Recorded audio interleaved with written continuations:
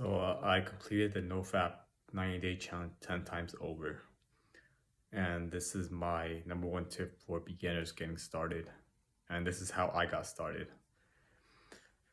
So you can't trust yourself, especially when you're starting out. Your willpower is too weak. What you need to do is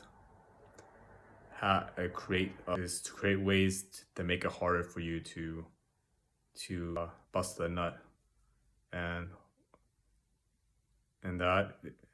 so when I first started, I relied on a web blocker, and it carried me to a couple years until I found my ground, and I was able to go long periods without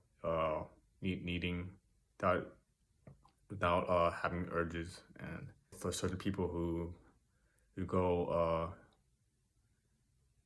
just cut off the internet connection, and they get dummy phones with no with only the ability to make phone calls and message. So that's an option in these modern days, because when I was starting out, I didn't really have smartphones weren't really, they weren't as advanced as they were today. And so yeah, I just mainly use the web blocker, and hope this helps. If you have any other ideas, let me comment down below. All right, good luck with your NoFap journey.